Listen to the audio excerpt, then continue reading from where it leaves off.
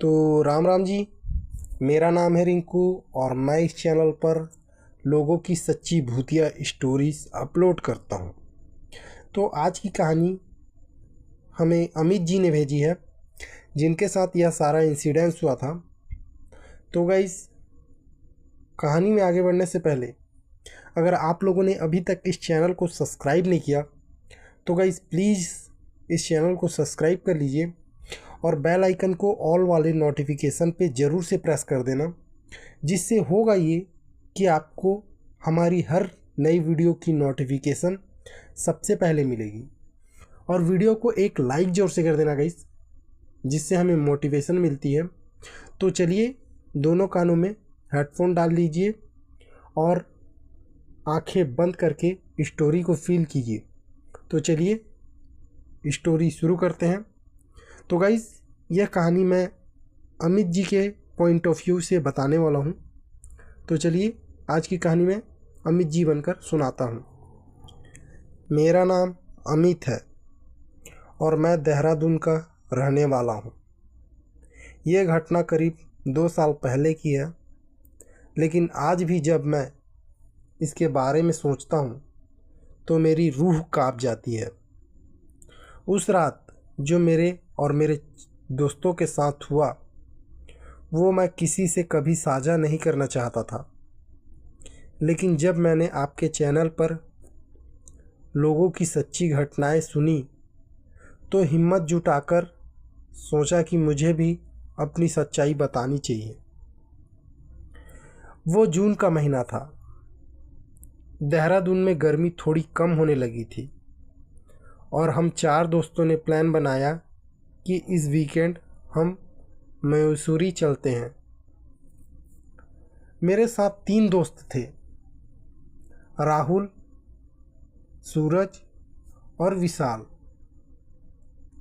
हमने सोचा था कि आम रास्ते से जाने की बजाय हम पुरानी जंगल वाली सड़क से क्यों ना जाएं, क्योंकि लोग कहते थे कि वो सड़क रात में सुनसान और डरावनी लगती है। राहुल को एडवेंचर पसंद था तो उसने तुरंत हामी भर दी। रात के करीब 11 बजे हम गाड़ी लेकर निकले। सड़क के दोनों तरफ घना जंगल था। अंधेरा इतना गहरा था कि गाड़ी की हेडलाइट के सामने कुछ भी साफ नहीं दिख रहा था।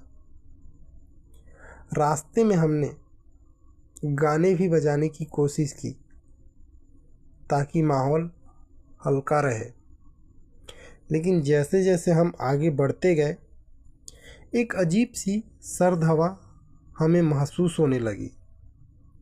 तभी सूरज ने मजाक में बोला, अरे भाई, अगर यहाँ कोई भूत प्रेत हुआ तो पहले अमित को पकड़ लेगा, ये तो सबसे ज़्यादा डरपोक है ना। सब हंसने लगे, लेकिन मैं अंदर से सचमुच डर से घबराया हुआ था।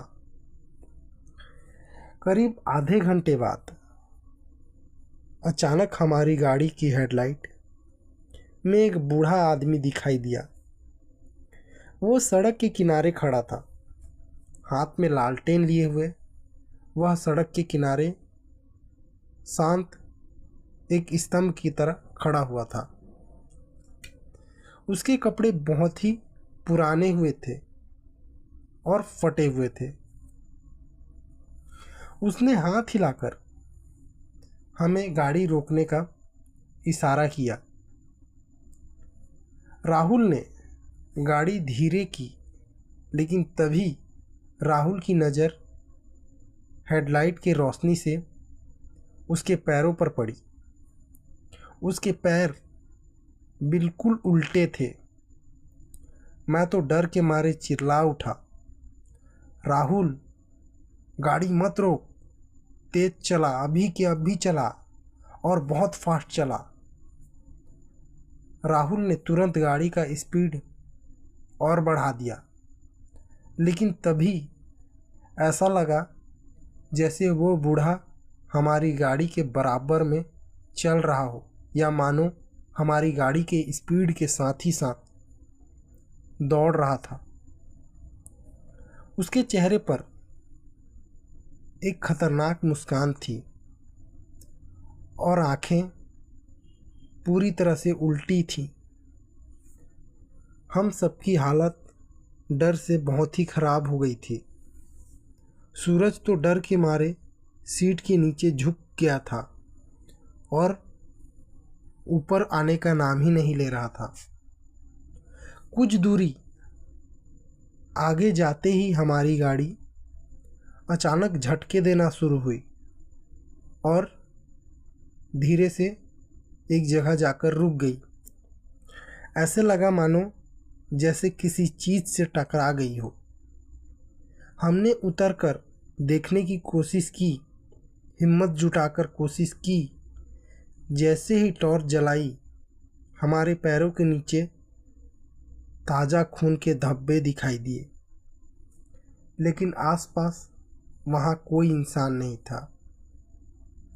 अचानक पीछे से किसी बूढ़े की हंसने की आवाज़ आने लगी। वह हंसी इतनी खतरनाक थी कि हमारे रोंगटे खड़े हो गए और हाथ पैर डर से फूलने लगे। राहुल ने बिना कुछ सोचे समझे गाड़ी को स्टार्ट करने की कोशिश की और लिटरली गाड़ी स्टार्ट भी हो गई। हम वहाँ से गाड़ी को काफ़ी तेज़ भगाने लगे। किसी तरह हम मसूरी के एक छोटे से होटल तक पहुँचे और उस होटल में जाकर एक कमरा बुक किया। कमरे में पहुँचते ही विशाल कुछ अजीब सा महसूस करने लगा। उसने कहा, मुझे डर लग रहा है। ऐसा लग रहा है मानो कोई हमारे साथ यहाँ तक आ गया है। हमने उसे मजाक समझकर नज़रअंदाज किया, लेकिन रात के करीब 2 बजे खिड़की पर किसी के ज़ोर ज़ोर से खटखटाने की आवाज़ आने लगी। सूरज डरते डरते उसने खिड़की का पर्दा हटाया और देखा कि वही बूढ़ा होटल के बाहर खड़ा हुआ था।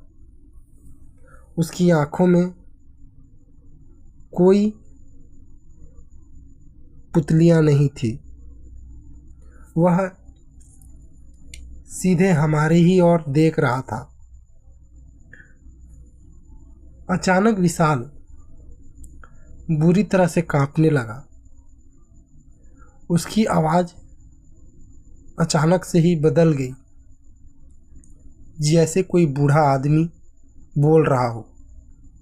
उसने ज़मीन पर हाथ पांव पटकने शुरू किए और कहा, तुम लोगों को मेरी सड़क से नहीं गुजरना चाहिए था। अब तुम में से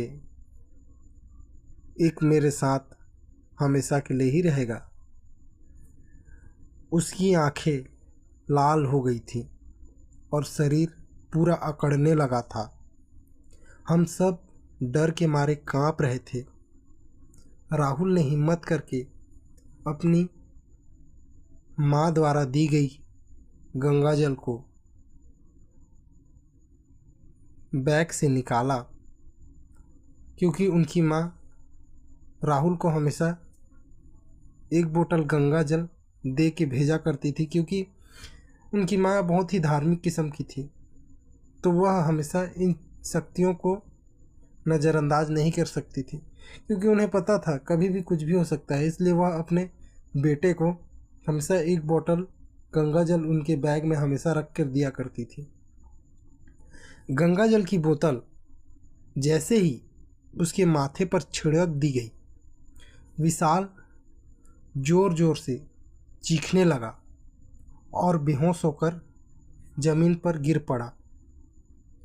सुबह होते ही हम विशाल को लेकर पास के एक मंदिर पहुँचे। वहाँ के पुजारी ने हमें देखकर ही कहा, यह लड़का किसी के वश में है और वो आत्मा इस पर अपना अधिकार पाना चाहती है। फिर उन्होंने हवन करवाया और मंत्र पढ़ने लगे। विशाल अचानक ही चिल्लाने लगा, मुझे छोड़ दो, मैं इसे अपने साथ ले जाऊंगा। आवाज़ विशाल की नहीं थी। ऐसा लग रहा था जैसे कोई बूढ़ा व्यक्ति विशाल के अंदर से बात कर रहा था। पुजारी लगातार मंत्र पढ़ते रहे और गंगा जल छिड़कते रहे। करीब 1 घंटे बाद विशाल शांत हो गया और पुजारी ने विशाल के हाथ पर एक अभिमंत्रित कलावा बांधा। विशाल के हाथ में जैसे ही अभिमंत्रित कलावा पड़ा, विशाल जमीन पर गिर पड़ा और बेहोश हो गया। जब विशाल को होश आया तो उसने कांपते हुए कहा, मुझे ऐसा लग रहा है अभी भी वो बूढ़ा हमें कहीं से देख रहा है। मैंने उसकी आंखों में अंधेरा देखा था। अगर पुजारी जी समय पर ना आते तो मैं आज जिंदा नहीं होता। रात में हम लोग बेकार उस रास्ते से आए, ऐसा विशाल डरते हुए कह रहा था। पुजारी ने हमें चेतावनी दी, रात में उस जंगल जाने वाले रास्ते पर मत जाना। वहाँ कई साल पहले एक चौकीदार जो कि बूढ़ा था, उसकी मौत हुई थी, जिसे लोग शापित मानते हैं। वो अब भी अपनी सड़क पर भटकता है। उस दिन के बाद से हमने कसम खाई कि अब कभी रात में कहीं ट्रैवल नहीं करेंगे, और ट्रैवल करेंगे भी तो कहीं पर किसी को लिफ्ट देने के इंटेंसिव से कभी नहीं रुकेंगे। आज भी जब उस रात की याद आती है तो हमारी रूह कांप जाती है। तो गाइज़, आज की कहानी बस इतनी ही थी जो कि हमें भेजी गई थी। और गाइज़, अगर आप लोगों की भी कोई कहानी ऐसी है, रियल स्टोरी, तो आप लोग मुझे इंस्टा के थ्रू भेज सकते हो। लिंक आप लोगों को डिस्क्रिप्शन में मिल जाएगा। और गाइज़, इसी प्रकार की आप लोग हॉरर स्टोरी सुनना चाहते हो तो guys please please please please video को एक लाइक ज़रूर से कर देना और चैनल को ज़रूर से सब्सक्राइब कर लेना गाइज़, जिससे, और बेल आइकन को ज़रूर से प्रेस कर लेना, जिससे होगा ये कि आप लोगों को हमारी हर नई वीडियोस की नोटिफिकेशन सबसे पहले मिलेगी। तो मिलते हैं किसी नए वीडियो में नए टॉपिक के साथ। तब तक के लिए खुश रहिए, आबाद रहिए। राम राम, जय सूर्य नारायण।